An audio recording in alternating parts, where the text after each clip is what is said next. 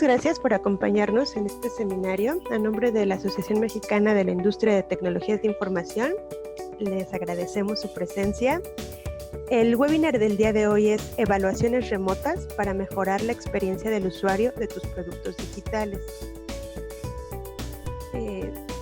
Un poco reforzando lo que seguramente ustedes vieron en la invitación, es hablar sobre qué tan importante es la experiencia del usuario en cualquier iniciativa de desarrollo tecnológico que dependa de personas interactuando con tus productos, y cómo hacer una evaluación de la experiencia de usuario es posible con métodos sencillos y bien estructurados, y dadas las circunstancias de estos momentos, poderlo hacer de manera remota.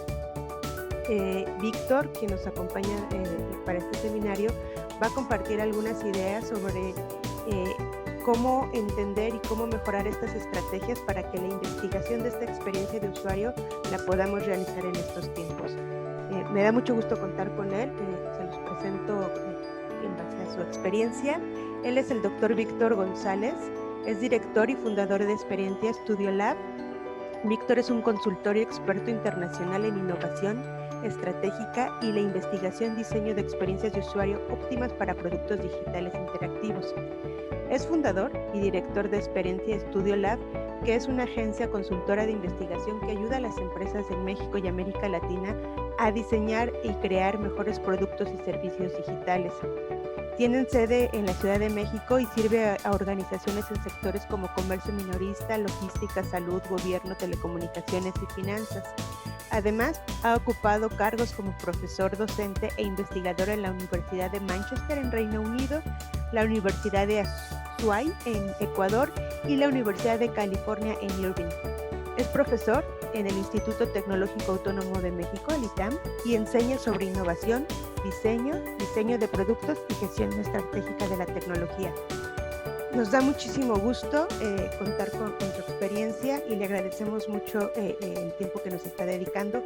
Víctor, te cedo la pantalla. Muchas gracias Heidi, y bueno, muchas gracias a todos por su tiempo, que es lo más valioso que tenemos, y el que decidan compartirlo con nosotros es un privilegio. Voy a compartir pantalla, creo que sí, ya voy a poder hacerlo. No sé. Bueno, deben de estar viendo mi pantalla, si no me lo indican. Bueno, pues, como comentó Heidi, bueno, primero que nada, muchísimas gracias a Heidi por pues, el apoyo, logística, y a Javier y a todo el equipo de Amity por la invitación de platicar sobre esto que creo que puede ser muy relevante para muchas de las personas que estamos aquí.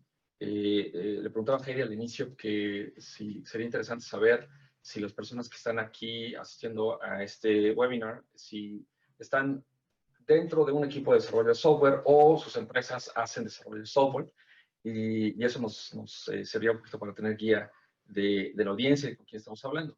En general, de lo que vamos a hablar es algo que va más allá del software y que tiene que ver con la experiencia del usuario. Y la realidad también es que la mayoría de los negocios que existen hoy en día dependen de la experiencia del usuario, ¿no? Entonces, vamos a hablar sobre cómo hacerla en condiciones remotas, y cómo lo hacemos en Experiencia desde que iniciamos operaciones el año pasado, en marzo, y cómo es que este modelo, que de alguna manera, pues de forma muy conveniente, se ha ajustado precisamente a los tiempos que ahora nos toca vivir con la pandemia de COVID-19, ¿no? Esta presentación, obviamente, ustedes la van a tener. Si desean contactar conmigo, ahí está mi correo electrónico, victor.gonzalez@experiencia.com. Y lo más sencillo para conectar conmigo de manera que puedan ustedes tener algo de valor sería hacerlo a través de LinkedIn, donde me encuentran como Víctor M. González.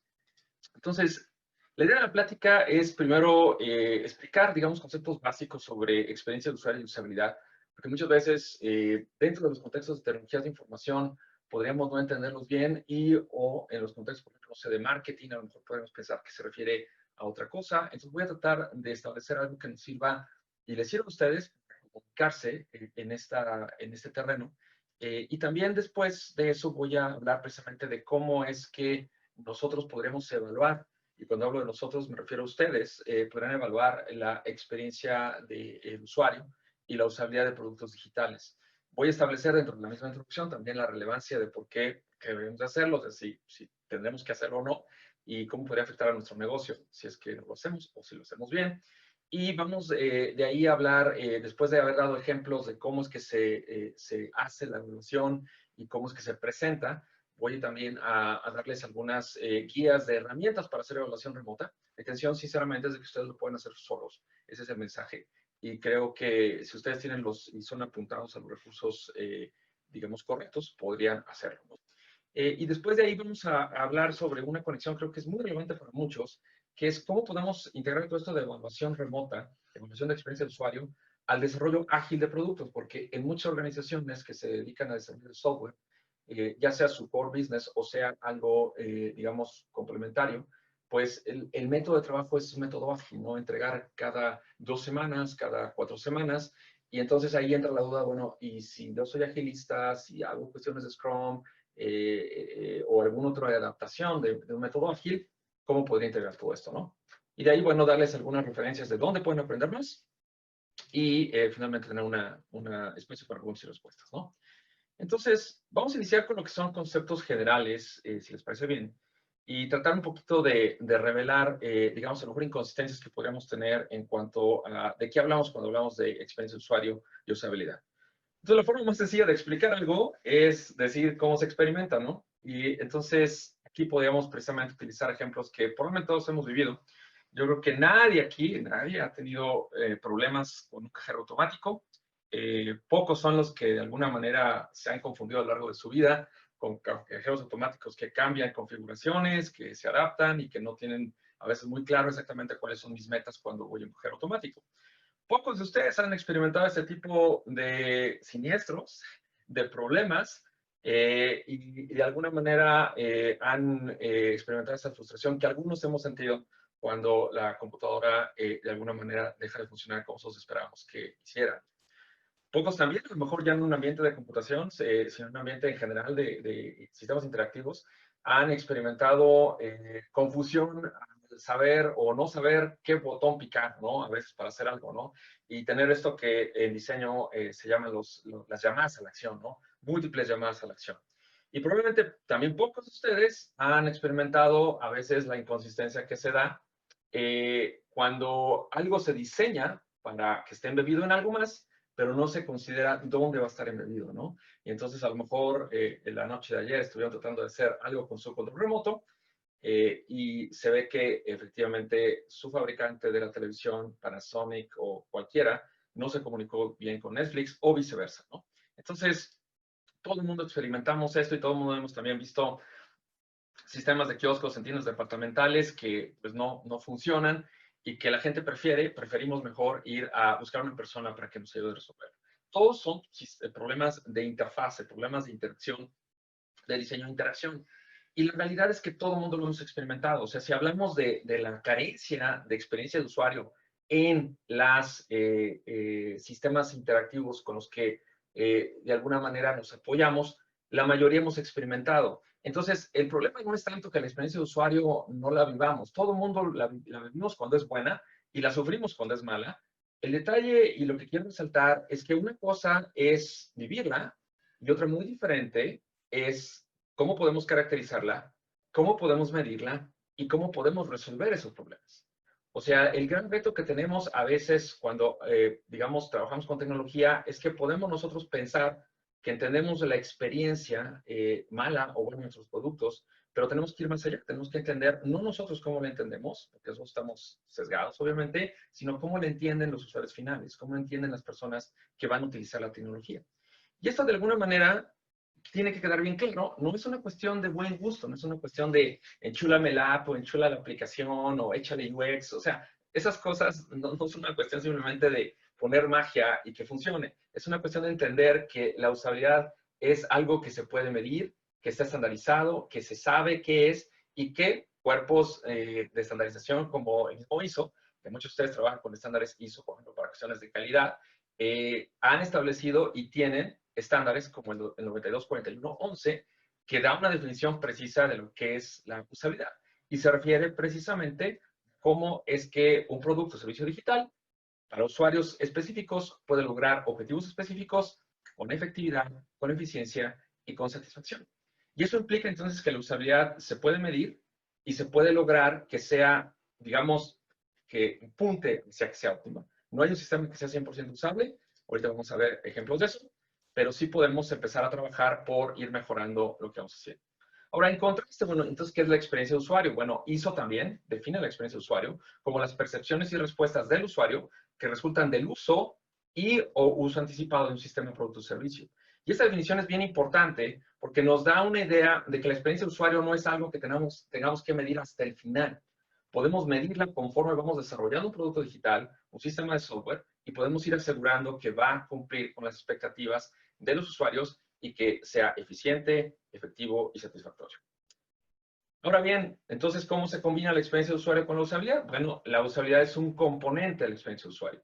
La experiencia de usuario tiene que ver con que el producto funcione, que haga lo que tiene que hacer, que las transacciones se hagan correctamente. Otra cosa es que la gente lo pueda hacer, y eso es usabilidad. Otra cosa es que la gente le guste hacerlo y que tenga valor estético y que tenga buen diseño. Y otra muy diferente es que puedan hacerlo todas las personas para las cuales se diseñó este producto. Entonces, la experiencia de usuario de alguna manera engloba todo eso.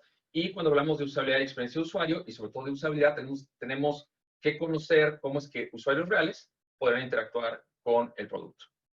Ahora, hay muchos métodos para evaluar la experiencia de usuario y la usabilidad, más de los que podría yo presentar, no digo en una hora, en semanas o en un semestre o algo así. Entonces, lo que quiero hablar es precisamente de métodos prácticos que ustedes pueden utilizar, y en particular me voy a referir a uno que es las pruebas de usabilidad, sobre las cuales podemos extraer muchísimos conocimientos de patrones de problemas, de cosas que podrían ser más apremiantes de resolver, y sobre todo que no tengo que invertir mucho tiempo en hacerlo. Y ahorita vamos a ver que el esquema me permitiría hacerlo en plazos que de alguna manera son cortos y que van de acuerdo a las principales prácticas de desarrollo de software. Entonces vamos a hablar de todos estos elementos, vamos a hablar sobre pruebas de usabilidad y en particular vamos a verlo desde el punto de vista de pruebas remotas. Ahora bien, aquí me podrían muchos de ustedes con una pausa decir, a ver, momento, hold your horses, detiene tus caballos. O sea, como que, ¿qué es esto? O sea, ¿cómo afecta en realidad a la organización la mala UX? O sea, es una cuestión nada más de que sufran mis clientes, que se adapten. Pues dales un cursito y ya con eso, pues, de alguna manera entran y entienden lo que tratamos de hacer. La realidad es que el problema de experiencia de usuario va mucho más allá de lo que a veces somos capaces de entender o queremos medir. Eso también es el otro problema. A veces no nos damos cuenta de todas las oportunidades que estamos perdiendo precisamente porque no tenemos buenas experiencias de usuario. A ver, reportes que podemos citar, pero me gusta citarlo por una porque es reciente y otra porque nos da números que la verdad es que son escalofriantes.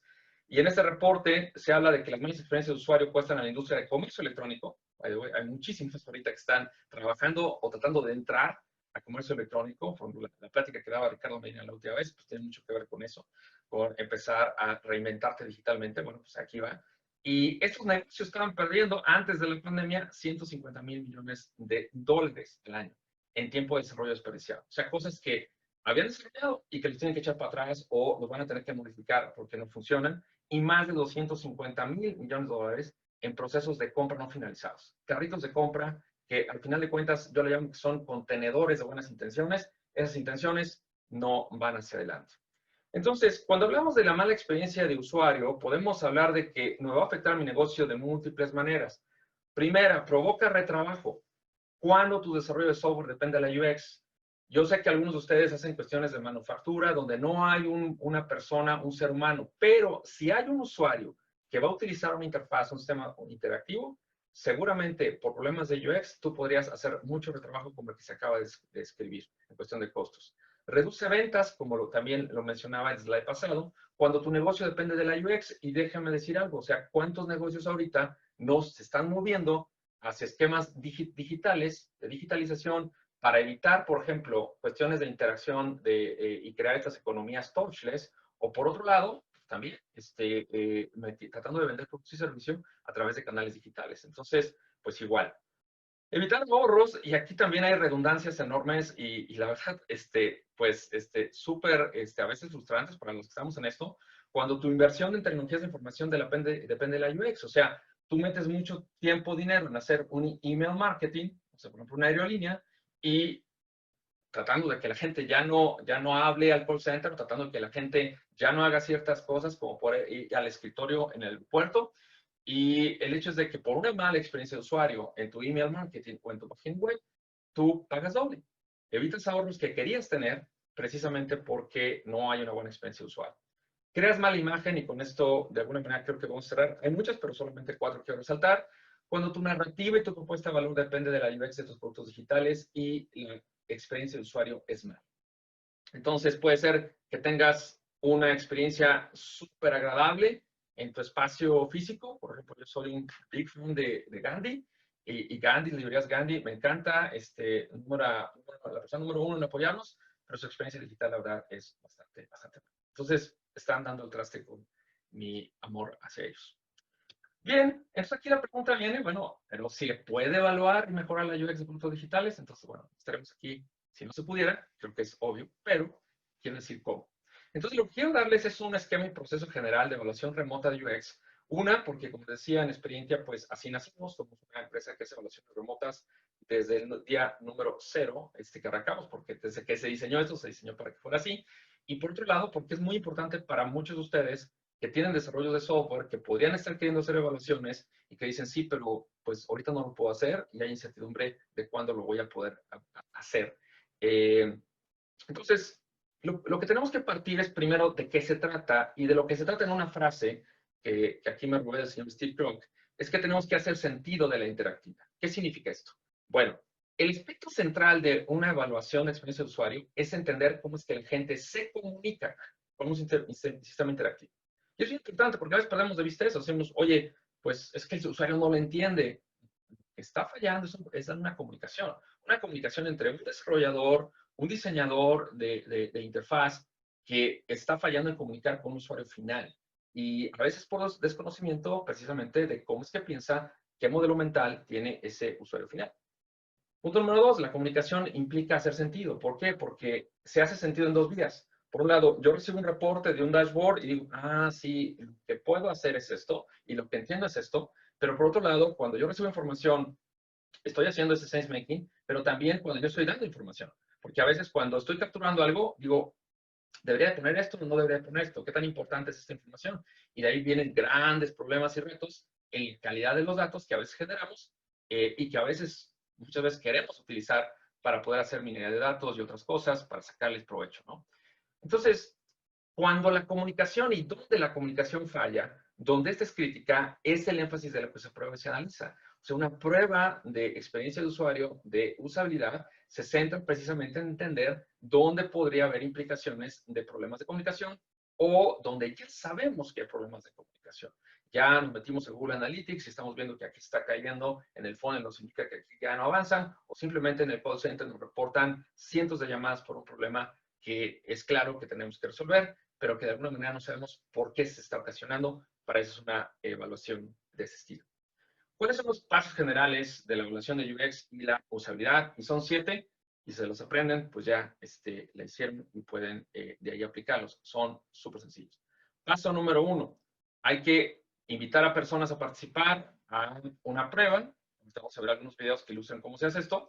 Pero por otro lado, pues tratar de explicarles, y el arranque es explicarles de qué se trata el estudio. Tenemos que explicarles que ellos vienen, que nos van a ayudar, que vamos a tratar de mejorar el sistema y que por esa razón es básicamente que están siendo invitados a contribuir en esta retroalimentación.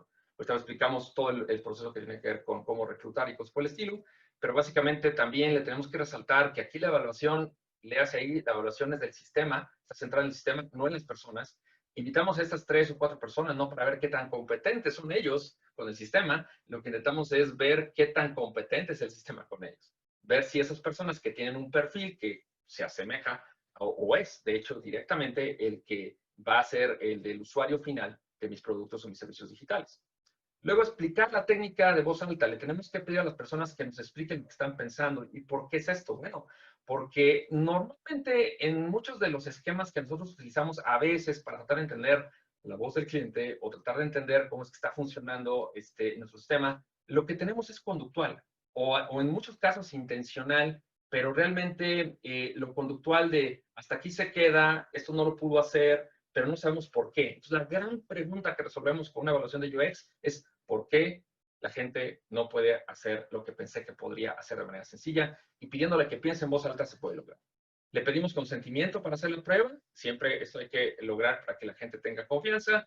Le pedimos que explore generalmente, y aquí le llamamos el efecto de primera impresión. Dicen que la primera impresión jamás se olvida. Bueno, lo mismo pasa con los sistemas interactivos digitales. Tú puedes tener una innovación, estás haciendo algo de fintech, súper cool, una nueva interfaz, y de repente la gente llega y dice, pues es que no sé para qué es esto. Y además incluso se puede confundir, ¿no? Imagínate que tú estás en fintech, que estás en criptomonedas, y la gente dice, no, pues se ve bien, se parece a la aplicación del cine. Entonces ya todo el mental respecto a cómo es que va a utilizar tu aplicación se va a guiar de acuerdo a esa primera impresión. Entonces, normalmente le pedimos a la gente que nos dé eso.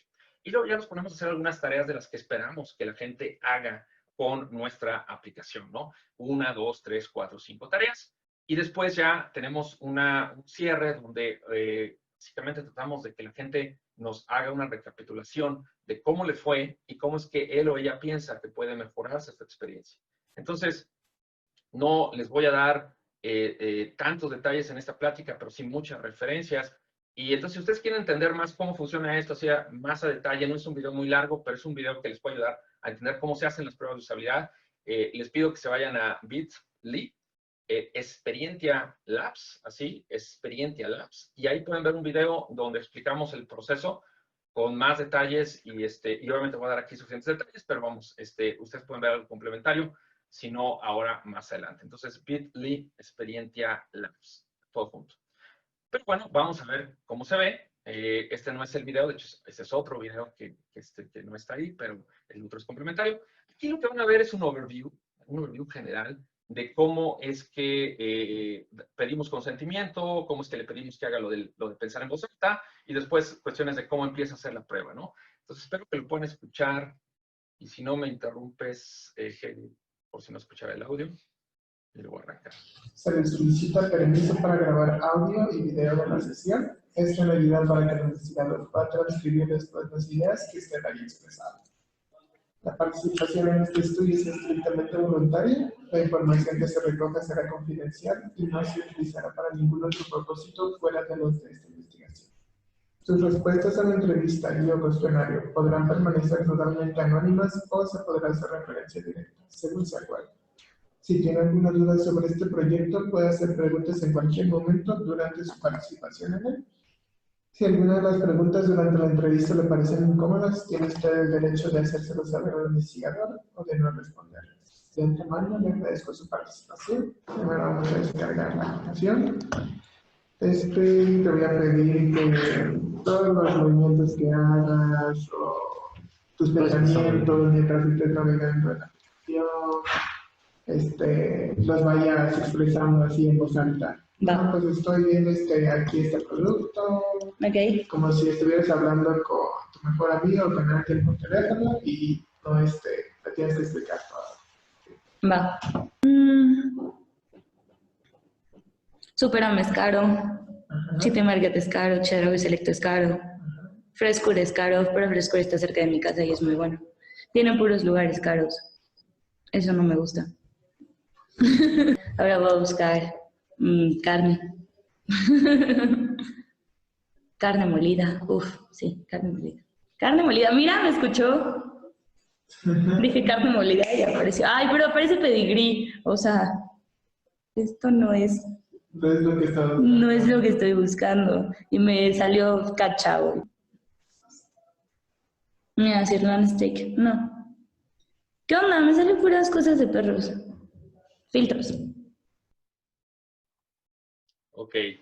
Bueno, entonces como pueden ver, pues en estas pruebas, o sea, además de que pues, se le asegura al usuario cómo se va y se inicia con eso, de cómo se va a utilizar su información, después se le pide que hable en voz alta para que lo vaya haciendo, y después pues los usuarios, digamos, con más o menos indicaciones, poco a poco van describiendo y empiezan entonces ellos a hablar sobre lo que ellos verían solas, como en este caso sola, pero no expresarían si no tuviéramos un procedimiento adecuado precisamente para que nos vaya describiendo qué es lo que está encontrando y las sorpresas con las cuales se va encontrando, ¿no? Entonces, tanto positivas como cuando dice ella, oye, me escuchó, me adivinó, como pues no tan positivas como esta en este caso, donde de alguna manera está encontrando que la información que se le está proveyendo no es necesariamente la que ella esperaría tener, ¿no? Entonces, este procedimiento de sense making es precisamente lo que se hace.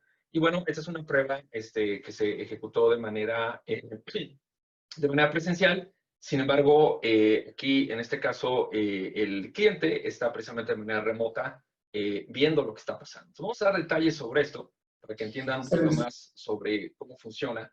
En realidad, en un estudio de usabilidad hay varios pasos que tenemos que garantizar, y el tipo de estudio que nosotros trabajamos y que recomendamos que se haga es el siguiente. Primero, es bien importante definir el enfoque del estudio. O sea, ¿qué es lo que quieres evaluar? Porque al final de cuentas no es evaluar todo el sistema, es evaluar lo que representa para ti mayores dudas y, de hecho, pues mayores riesgos en cuanto a no saberlo y que te pueda afectar en tu negocio, ¿no? Entonces, estableciendo ese enfoque, podemos y tenemos que hacer un protocolo. Es un documento que ahorita lo vamos a ver, que sirve para ver todo lo que vamos a realizar. Tenemos que también definir quiénes son mis usuarios para reclutarlos. Y ahí puede venir la primera pregunta y el primer problema, porque muchas veces el reto que tenemos es que decimos, pues es que no sé quiénes son mis usuarios. O sea, no estoy muy seguro. Son todos, ¿no? Entonces, tenemos que empezar a trabajar precisamente, decir, bueno, ¿cómo podemos enfocarnos en aquellos usuarios que son más relevantes para nosotros? Los que realmente pueden hacer la diferencia en nuestro negocio. Y por otro lado, el número de usuarios que tenemos que reclutar no son tantos. Normalmente con pruebas con de 3 a 5 usuarios, que podemos hacerlo en 1 o 2 días. Y eso, cuando digo que la podemos hacer, me refiero a ustedes. O sea, ustedes pueden hacerla en una prueba y con eso obtener los problemas más importantes, los más relevantes, los más urgentes por resolver, y entonces empezar precisamente a ver todo esto como un esquema de mejora, no de generar una usabilidad al 100%, sino un esquema de mejora. Las pruebas normalmente deben ser cortas. Las personas se cansan, pues de alguna manera ya no rinden igual, y es muy importante que las mantengamos en el orden de entre 45 máximo 90 minutos, pero normalmente en promedio nosotros, por ejemplo, recomendamos hacer 45 minutos para todas las pruebas, y eso significa que entonces los usuarios pues, pueden hacer 3 o 5 pruebas, 3 o 5 tareas relacionadas con algún problema que tengamos. Normalmente le recomendamos que hagan un debrief, y el debrief es cuando ya hiciste las pruebas con los 3 usuarios, pues después de eso hacer una sesión con tus stakeholders, en nuestro caso, pues clientes, para poder entrar en contexto y ver qué fue lo que aprendimos. Como decía hace rato, la idea es de que esas pruebas las observen tus stakeholders, las observen tus personas que están involucradas, tus clientes, y que puedan de alguna manera empezar a ayudarte a hacer sentido de esto. Nosotros elaboramos un reporte completo y después de eso tenemos una discusión con el cliente. Es importante que después de un debrief venga ya un esfuerzo de realmente consolidar cuáles son las 10 cosas más importantes que quieres mejorar, y después simplemente hacer una presentación. Entonces, esto, desde el punto de vista del tiempo, nosotros creemos que es posible hacerlo, porque lo hacemos todos los días o todas las semanas, en una semana, y no necesitas más que eso. O sea, en una semana, donde al principio, por ejemplo, el viernes, pues te pongas a ver cuál va a ser el enfoque, empiezas a hacer un protocolo, y después el lunes, pues empiezas a hacer reclutamiento. En el caso, por ejemplo, de algunos de ustedes, pues son clientes internos, entonces, pues podrías, o clientes que ya tienes, entonces no es tan difícil el reclutamiento, pero siempre es importante dedicar tiempo para eso. Y después, lo que es la prueba, puede ser entre martes y miércoles. El jueves haces un reporte y el viernes lo presentas. La verdad es que este paso y este tipo de esquema, lo que intenta hacer y lograr es que tú puedas tener resultados en poco tiempo, pero si te fijas, la prueba en sí misma se hace en un día, en 1 o 2 días, y para muchas organizaciones con las que yo he trabajado, pues en los últimos 25 años que llevo en este negocio, les podré decir que a veces solamente es la prueba y el debrief lo que ellos hacen. Ahora, estos reportes que están aquí señalados, el protocolo, el debrief y el reporte, o sea, esos documentos, vamos a verlos porque eso les puede resultar mucho más claro, pues, de cómo lucen. Entonces, les voy a mostrar en pantalla, espero que no me falle aquí, Google Chrome,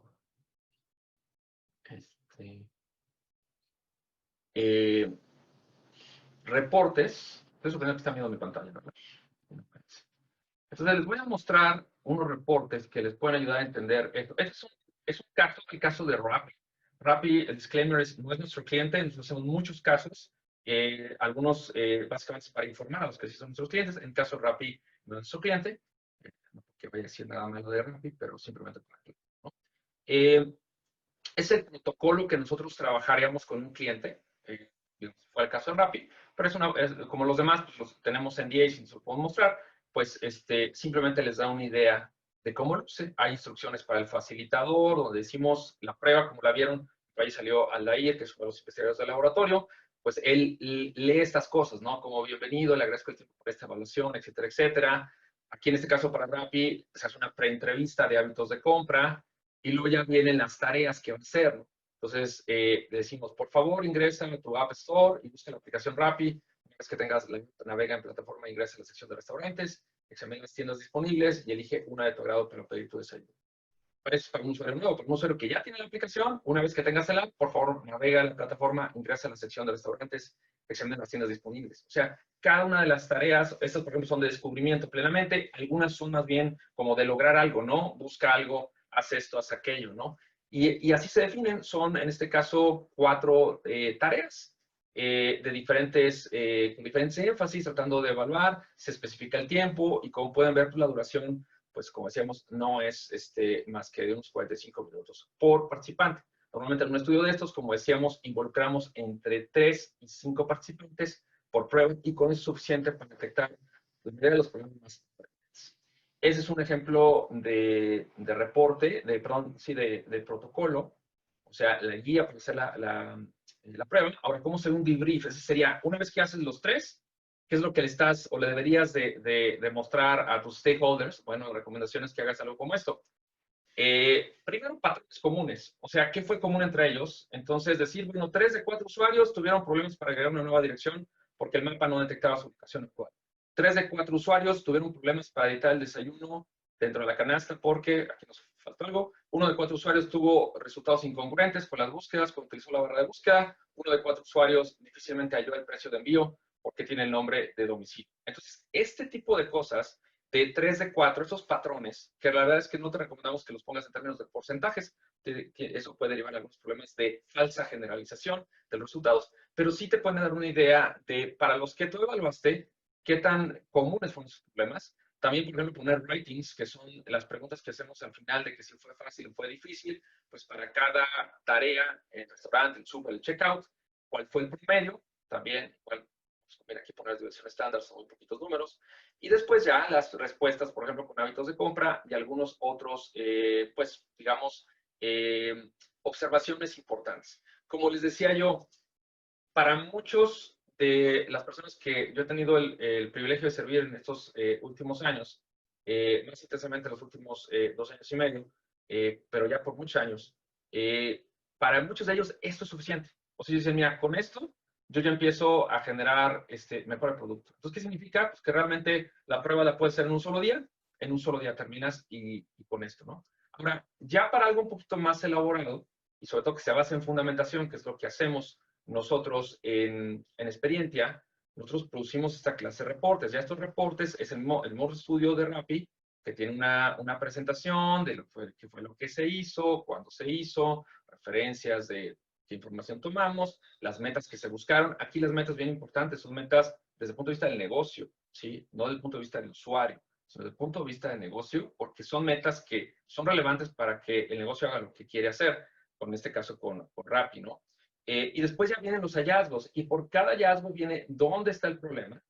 Nosotros, por ejemplo, recomendamos y a los clientes les damos videos para que puedan ver exactamente dónde pasó el problema, y además en el reporte les decimos en qué minuto exactamente pasó, y ejemplos. Es bien importante que tú pongas evidencia de lo que pasó. ¿Por qué? Porque un developer, alguien que va a recibir esto, va a decir, oye, pues sí, pero dime dónde, o sea, no más me digas dónde está el problema, dime en dónde, incluso nosotros aquí también lo ponemos, decimos cuándo hicimos la prueba, obviamente, pero también en qué versión del sistema hicimos la prueba, porque con eso también podemos ayudar a los developers para poder saber cuál de los releases es el que estaba activo, qué versión es la que estaba, y con eso empezar a modificar. Entonces, cada uno de estos reportes tiene ese nivel de detalle, pero también tiene lo que llamamos una fundamentación. O sea, decimos qué fue lo que pasó. Por ejemplo, aquí hay un problema que se conoce como el problema de visión de la fobia, que a veces es muy común que lo encontramos porque la gente marca los errores donde la gente no los puede ver.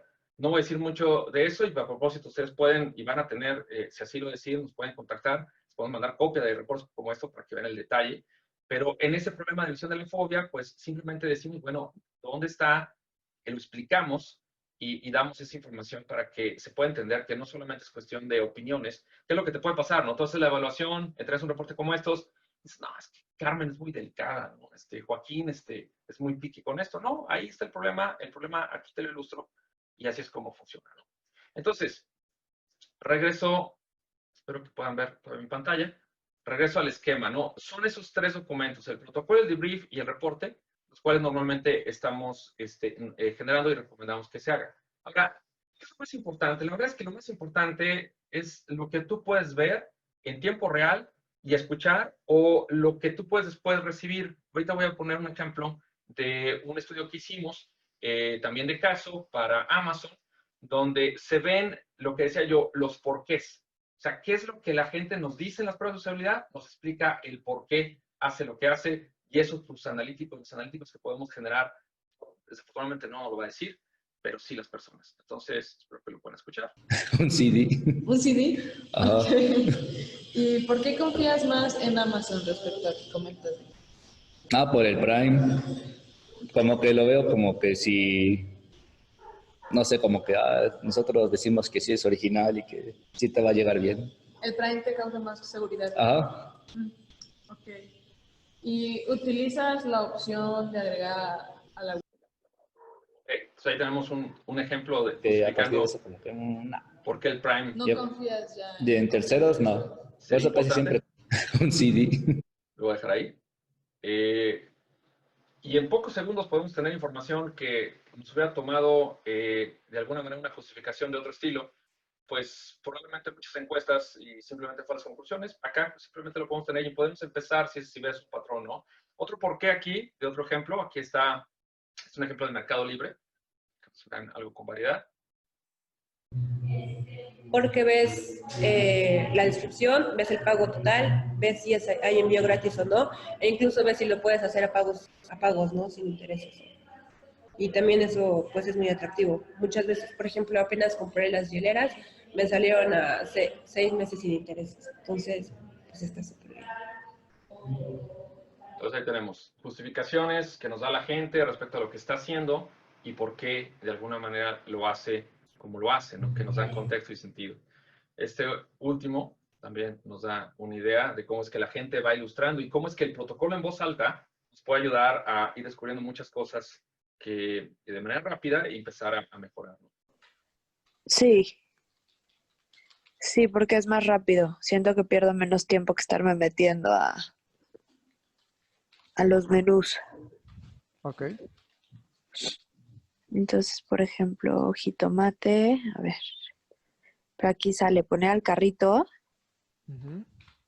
indica qué cantidad, kilo o pieza. Ok, 5 piezas. ¿Fue claro para usted esa opción de agregar 5 piezas? Sí, Ok, sí, la verdad sí fue claro. ok, adelante.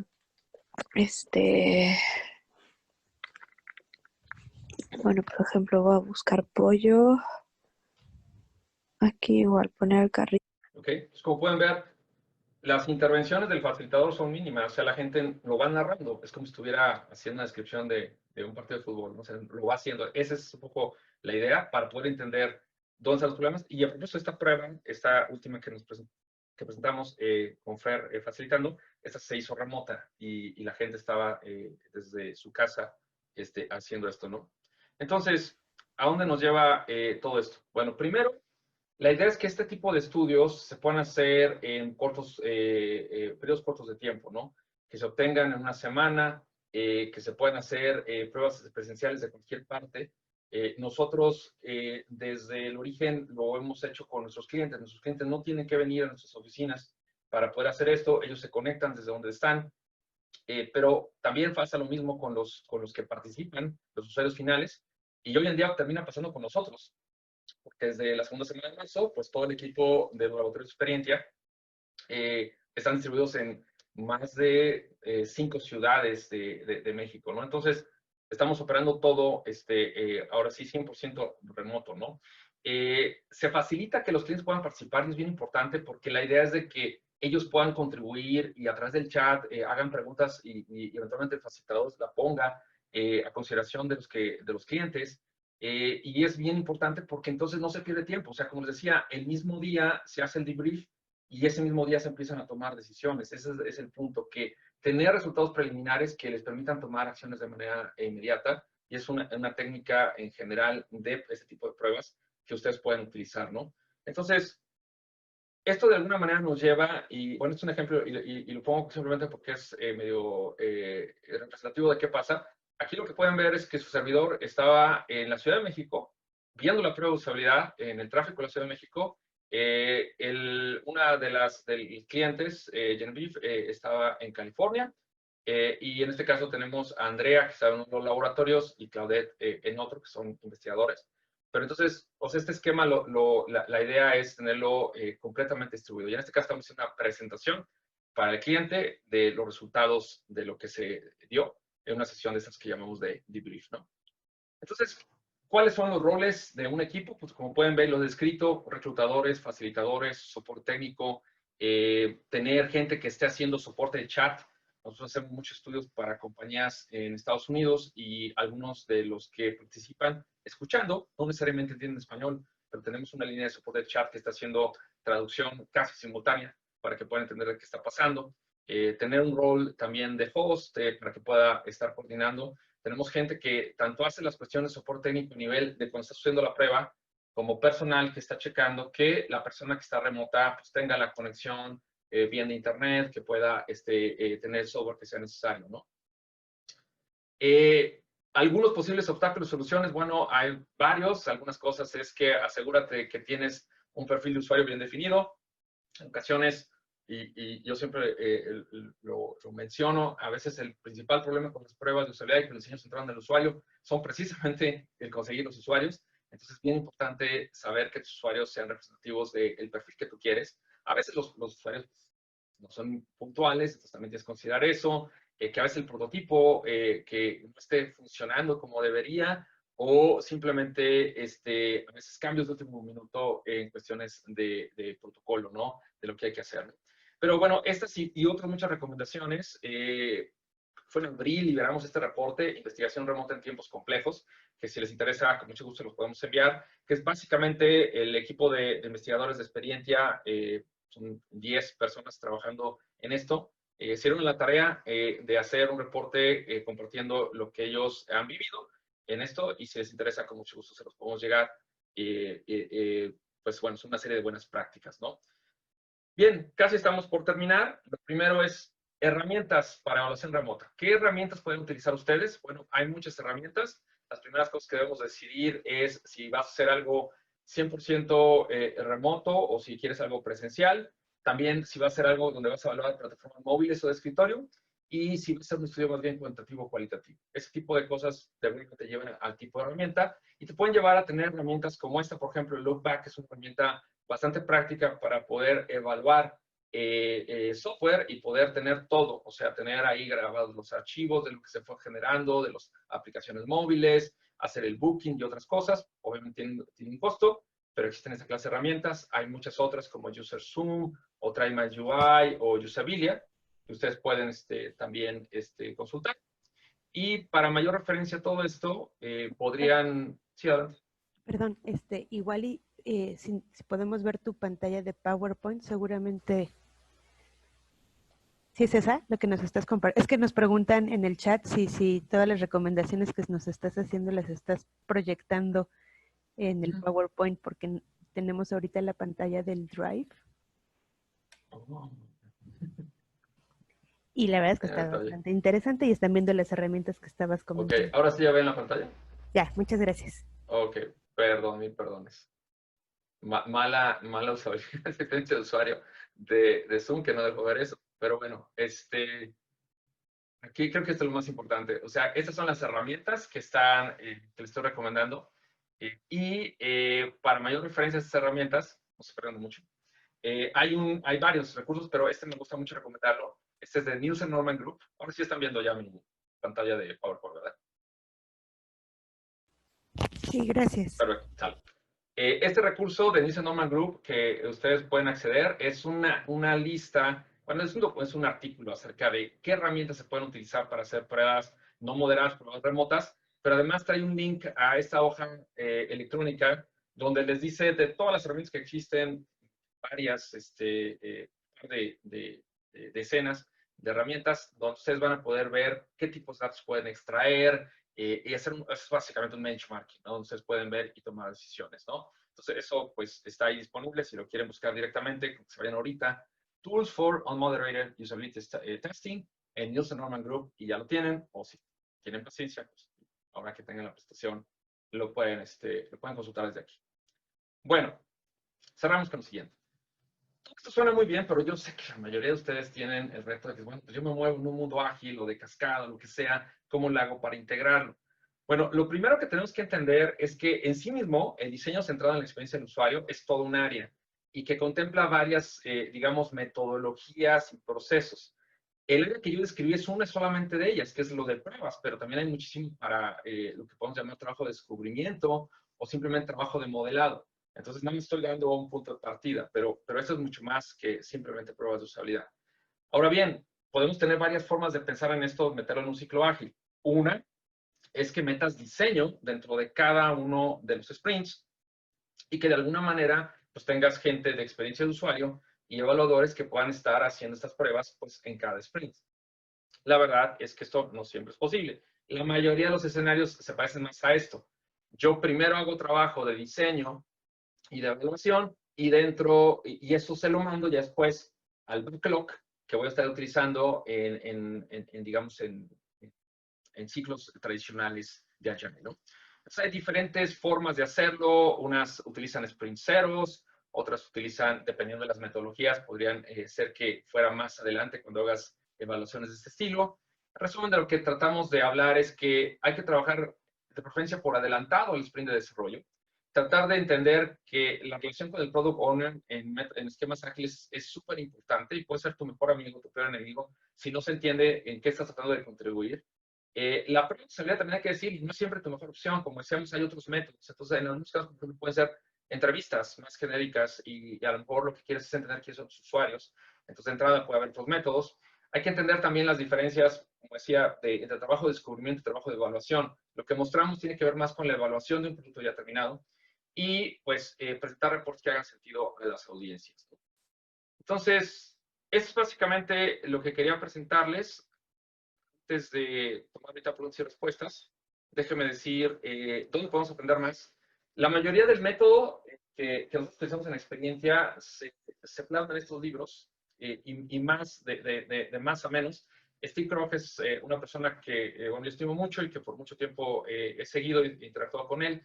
Steve Kroc tiene este libro que se llama Rocket Soldier Made Easy, que les recomiendo adquirir. Es la base para pruebas de usabilidad. El Handbook of Usability Testing de Jeffrey Rubin también es muy buen libro. Y si ya lo que quieren es algo más cuantitativo, pues el libro de Tom Tulles, que desafortunadamente acaba de fallecer, tema de COVID, pues es un muy buen libro, al igual que el libro de Jeff Sauro, Quantifying the User Experience. Entonces, esos 4 libros, recomendaciones. Más recomendaciones, bueno, escribí un libro que está en Amazon. Si les interesa, podrían adquirirlo y hacer más rico el señor Bezos, porque a mí no. Y se llama Ensayos de Experiencia. Y ahí están algunos ensayos que también, si no quieren hacer rico al señor Bezos o más, pueden meterse a Medium. En Medium me encuentran como @VictorMGonzález y hay más de 70 artículos que he escrito que hablan sobre esto y mucho más. Entonces ahí en Medium me pueden encontrar Víctor M. González. Finalmente tenemos muchos reportes que hemos escrito que son de casos, son reportes que de alguna manera no son de nuestros clientes, son reportes que hemos hecho para compartidos con la comunidad. Pongo 3 ejemplos nada más. Hicimos recientemente uno sobre venta de automóviles y implicaciones de experiencia de usuario y de cliente para ese sector automotriz. Hicimos un estudio interesante comparativo entre Netflix y Cinépolis Click, por si les interesa ver cómo es un estudio comparativo de ese estilo. También hicimos un estudio de cómo se vuela en tiempos de COVID, de lo que están haciendo las aerolíneas y que están presentando sus plataformas digitales, a veces no con tanto, digamos, efecto como deberían, pero esos reportes, si les interesan y tenemos más, con mucho gusto se los podemos proporcionar. Finalmente, damos capacitación de esto a diferentes niveles. Hace poquito tuvimos un taller, un curso corto, que son 6 horas sobre este tema particular. Si les interesa, les podemos mandar información, evaluación remota de experiencia de usuario y usabilidad. Seguramente en un mes y medio lo vamos a estar corriendo otra vez. Y también tenemos 2 seminarios que damos, fundamentos para diseño de interacción, y experiencia de usuario, y otro en investigación de experiencia de usuario, que es mucho más relacionado precisamente con lo que estamos haciendo en este charla. Entonces, bueno, cualquier cosa, la verdad es que lo podemos apoyar, encantados, pero sobre todo, y el mensaje es ese, lo que les mostré, creo que es suficiente con que ustedes puedan iniciar. Mi primera recomendación es lean el libro de Steve Brock, y con eso creo que van a aprender muchísimo. Y todo lo que está en Medium es obviamente gratuito, y los reportes también. Entonces, eso nos puede ayudar también para arrancar. Listo. Aquí piensas que ya me pasé a ti.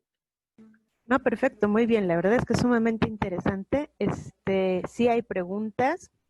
Igual para comentarles a todos los asistentes que a principios de la siguiente semana les haremos llegar un link donde pueden encontrar el video de este webinar para que lo vuelvan a consultar, y seguramente en el correo les podremos compartir algunos vínculos de lo que Víctor nos está mencionando para que puedan descargar. Y bueno, iniciamos con las preguntas.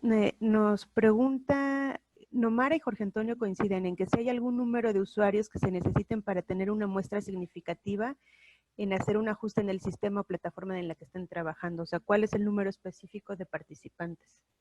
Okay. Típicamente utilizamos 3 o 5 participantes porque son suficientes para detectar patrones de problemas que existen. Entiéndase lo siguiente.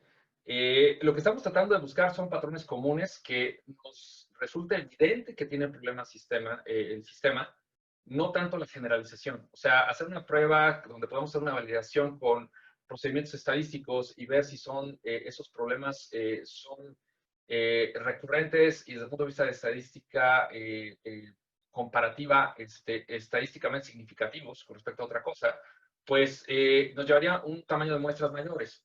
Pero yo les pongo en la mesa esto, o sea, si ustedes ven en la Ciudad de México, periférico, y de repente pasan su coche por un bache, ¿sí? Y su llanta se estropea y la tienen que pagar, ¿sí? Y además ya se les estropeó todo el día. O sea, es un problema. ¿Cuántas personas creen que como ustedes deberían de ser necesarias para que el gobierno de la Ciudad de México reparara ese bache?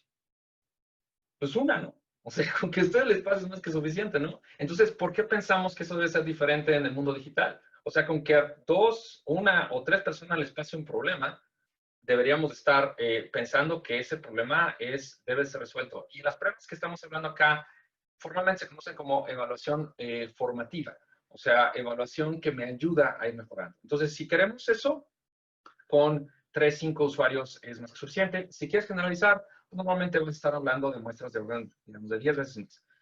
48 personas, si quieres generalizar. Pero la mayoría de los problemas que tenemos que resolver, no necesitas aplicar análisis de varianza. Muchas gracias. Carolina Santos nos pregunta si recomiendas que la evaluación de la experiencia de usuario sea sobre el prototipo maquetado o sobre una demo ya en el portal. Ok, la clave es, lo voy a decir en inglés, tan pronto como sea posible, as soon as possible. O sea, no tienes que esperarte a que ya tengas algo terminado para poder evaluarlo. O sea, la verdad es que la recomendación es que si tienes un prototipo en papel, lo hagas. Nosotros evaluamos muchísimas cosas en Sketch and Vision o en Marvel, y sobre eso hacemos mejoras antes incluso de que entren a los sprints, ¿no?, de desarrollo. Entonces, se puede hacer enteramente, incluso este tipo de pruebas remotas las hemos hecho con interfaces en papel, o sea, entre comillas, porque en realidad son bocetos que están presentados de manera con wireframes, les llamamos. Entonces, puede ser en cualquier momento. Hay siempre que aprender. Déjame decirlo incluso más claro. Aunque no tenga sistema, yo suelo decir que el mejor prototipo es el producto de tu competencia. Entonces, si ya existe algo en el mercado, utilízalo porque vas a aprender muchísimo acerca de tu propuesta de valor y de lo que los clientes están esperando lograr en cuanto a mejora, ¿no? Gracias. Leonel Morales pregunta, ¿cómo logras que los usuarios accedan a participar en el estudio? ¿Les ofreces algún tipo de incentivo o retribución? Siempre, porque aquí el punto es, no funciona, digamos, en la técnica el que no les pagues, porque en realidad nunca les vas a pagar lo que vale su tiempo. O sea, eso para nadie, y lo quiero generalizar. Nuestro tiempo es muy valioso. Entonces, lo que tratamos de hacer es darles un gesto de aprecio, ¿no? Y para nosotros un gesto de aprecio en experiencia normalmente estamos dando una compensación, dependiendo del estudio, entre 250 a 750 pesos. Es más o menos lo que cualquier empresa en México que se dedique a esto o reclutamiento va a estar ofreciendo. pero funciona bien porque es suficiente como para que la gente entienda que estás apreciando su tiempo. No lo estás comprando, tener una buena opinión, no se trata de eso, pero sí es muy importante que lo remuneres. Además, en esquemas como la Ciudad de México, págales el estacionamiento, es un buen tip. O sea, no solamente les des la conversión, págales el estacionamiento, porque eso puede de alguna manera ayudar también a que tengas una persona más participativa, ¿no? Gracias. Nomara Parra nos pregunta, cuando tienes distintos tipos de perfiles, ¿la idea sería que tuvieras una persona por perfil o que tengas 3 a 5 por perfil aumentando el tamaño de la muestra? Buena pregunta, como siempre, Nomara con unas preguntas súper importantes de presentar. Sí, es que mucho va a depender de tus perfiles. O sea, si tienes ya bien caracterizados tus perfiles, tienes 3 perfiles, por ejemplo, imagínate que es una aerolínea, ya tiene 4 perfiles. Entonces, por cada uno de ellos debería hacer pruebas entre 3 y 5 personas del mismo perfil para poder hacerlo. Si, por ejemplo, dices, bueno, tengo 4 perfiles y voy a hacer una prueba y voy a traer uno de cada perfil, la verdad es que no te ayuda mucho. Mi recomendación sería que lo hicieras por perfil y que tu tamaño mínimo de muestra para una prueba que intenta detectar patrones y problemas comunes sea más o menos entre 3 y 5 por perfil. Gracias. Leonel Morales pregunta, ¿qué cosas pueden salir mal? ¿De qué tenemos que tener cuidado? Se me ocurre cosas como que la aplicación falla, le falla el internet al usuario, no tienen bien enfocada la cámara, el usuario se pone nervioso, pero ¿qué otras cosas? Bueno, y eso agrégale que el usuario te haya mentido en el reclutamiento, en el screening, y no tenga el perfil que pensaste que iba a tener, ¿no? O sea, hay muchísimas cosas que pueden fallar, o sea, pero el detalle es cómo estableces precisamente el protocolo y ese documento que les mostraba, nos ayudan mucho a saber qué hacer cuando no sucede lo esperado, ¿no? Entonces, en muchas ocasiones, por ejemplo, pues, ha sido el caso, ¿no? De repente tenemos broncas con internet, entonces ya sabemos si la gente tiene una opción de plan de datos o, es más importante, tener un backup. O sea, siempre dobletea, si te es posible, en el número de personas reclutadas, porque puede llegar al caso de que alguien no se presente, no tenga el perfil, el falla internet, y entonces tú tienes ya a alguien esperando para que entonces pueda servir a tu cliente. Porque la verdad es como televisión en vivo, ¿no? O sea, es así, o sea, tal cual. O sea, tienes gente de ayer, o sea, me emociona pensando, ¿no? Tienes gente que está en India, en Londres y en Estados Unidos checando lo que se está probando en 5 ciudades de México y con usuarios en diferentes ciudades participantes. Entonces, es televisión en vivo. Entonces, tienes que tener todo bien previsto en cuanto a lo que podría fallar y sobre todo la parte esencial, yo diría, ten gente de respaldo para que te pueda ayudar en caso de que el usuario que estás pensando no llegue o no tenga el perfil o algo falle. Gracias. Sakura Bravo pregunta, ¿cuáles son los límites que han ubicado de las evaluaciones remotas? ¿Podrías mencionar pros y contras? Pues mira, todavía no nos toca hacer una evaluación desde la estación espacial, pero seguramente lo vamos a hacer pronto. No hay límites. O sea, la verdad es que puedes pensar, bueno, zona geográfica, zona horaria. O sea, en realidad, se te decía, o sea, ayer teníamos gente en India observando lo que estamos haciendo. En realidad, ya pasamos ese punto. O sea, podemos hacer reclutamiento también, estamos concentrados en Latinoamérica, pero en realidad no hay una limitante. Yo creo que hoy en día la principal limitante tiene que ver precisamente con que tu cliente o los stakeholders, si es un producto interno, no entiendan la importancia de participar en esto en tiempo real. Porque tu principal limitante es no tener su atención. O sea, es el recurso más caro, su tiempo y su atención. Y el hecho de que estén, la verdad es que multiplica muchísimo. Nosotros, en realidad, es una regla en general, pero sé que en algunos contextos que podrías tener, si estás trabajando en un corporativo, convencer a tus stakeholders para que estén en la prueba a veces no funciona. El libro de Steve Cook trae muchísimos tips de cómo lograr hacer esto suficientemente atractivo. En general, la regla de oro es trata de que sea relevante para ellos. O sea, trata de que cuando ellos vengan a la prueba sepan cómo es que esto les va a ayudar a mover sus propias metas. Y ese es el punto. Esa es la principal. Lo geográfico, tecnológico, la verdad es que son salvables y pues la verdad es que lo hemos estado haciendo con éxito y para mejorar muchos productos que están en el mercado. Gracias. Pregunta Cristian Martí si tienes alguna información o link sobre cómo sensibilizar o capacitar a desarrolladores sobre este tema.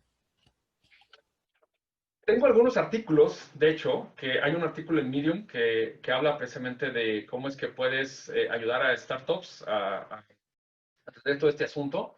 También hay varios artículos hablando acerca de un artículo que básicamente es una traducción de Joe Natoli, que es A nadie le importa la UX, pero es básicamente una forma de entender cómo puedes hacer que les importe. Y hay varios de mis artículos. Mi recomendación es vete a Medium, vete a Víctor, @Víctor M. González. Ahí vas a encontrar muchos artículos que es escritos sobre eso. Y hay también, si te van a Vimeo, a la misma liga donde está el video de Experientia Labs, ahí pueden encontrar también algunas pláticas que he dado. Respecto a esto, hay una plática que di hace 1 año, 2 años, sobre precisamente cómo convencer a las personas, y en particular a developers, de que esto puede valer la pena, ¿no? Gracias. Y ya como última pregunta para poder cerrar, ¿cómo hacer pruebas de usabilidad en tiempos de pandemia cuando el perfil de usuarios son niños entre 5 y 10 años? Bueno, primero, con niños tienes que tener la consideración de que tienes que tener la autorización de sus padres, sus tutores o cualquier guardián que se les haya asignado por la autoridad. O sea, no es posible tener pruebas sin que exista eso. Habiendo dicho eso, si entonces vas a tener al papá o la mamá ahí, porque tendrá que estar ahí, la verdad es que no es muy diferente que hacerlo con usuarios adultos, salvo la cuestión de cómo es que manejas la prueba y cómo la introduces. Hay algunos libros dedicados precisamente a entender cómo hacer pruebas de evaluación con niños, ¿no? Y bueno, si me mandas un correo a victor.gonzalez@experientia.com, te puedo dar la referencia. El autor, si lo quieres ir buscando, se llama Panos Markopoulos. Panos Markopoulos trabaja en la Universidad Tecnológica de Eindhoven y en Holanda, y él es especialista precisamente en pruebas para niños. Y hay algunos otros, de hecho, colegas aquí en México que se especializan en ese tema. Nosotros, por lo general, en Experientia no estamos de alguna manera todavía en ese sector. Nos ha tocado, pero sí, vamos, con esas salvedades y con ese, sobre todo, warning respecto a que tienen que estar los famosos presentes, te diría que hay método precisamente para mantenerlos enganchados y que sea mucho más adecuada la facilitación. Muchas gracias. Se nos ha acabado el tiempo ya de este webinar. Te agradecemos muchísimo, Víctor. Hay algunas preguntas que se quedaron en el tintero, pero lo que vamos a hacer, si nos los permiten, es poner en contacto a Víctor con cada uno de ustedes, de tal forma que también compartir los datos de Víctor, los links que compartió. Todo el mundo quiere ver tu presentación, las referencias bibliográficas y demás. Entonces vamos a coordinarnos de tal forma que todos los que se hayan registrado en este webinar, a ese correo que ustedes dejaron, les vamos a hacer llegar la información de este seminario. Y bueno, pues agradecerles que nos acompañen. Tenemos ya otros 2 webinars en camino para este mes. Igual también los invitamos a que participen y que visiten la página de Amity. En la sección de eventos van a encontrar estos y otros webinars que otros de nuestros socios también están compartiendo, que son bastante interesantes. En Talks están todos nuestros seminarios ya para que los puedan consultar. Y bueno, pues no me queda nada que agradecerte, Víctor, felicitarte. La verdad es que fue bastante nutrido, bastante interesante para todos, muy atentos y con muchas dudas. Entonces esperamos que esto no se quede aquí, que podamos enlazarlos para que tú puedas tener contacto con ellos. Y no sé si quieras darnos un mensaje de cierre para ya terminar y pues agradecer. Sí, claro que sí. Bueno, muchas gracias a todos por su tiempo, la atención, por las preguntas muy valiosas. Para todos los socios de Amity hay una sorpresa. Los seminarios que nosotros corremos están por arrancar en julio y en agosto. Si eres socio de Amity, tienes 20% de descuento. Feli va a mandar los detalles y con mucho gusto. Y también, independientemente de eso, siéntense con la libertad de mandarme un correo electrónico para resolver cualquier duda. Muchas gracias por su tiempo y muchas gracias a Amity por el espacio. Muchas gracias a todos. Que tengan buen día.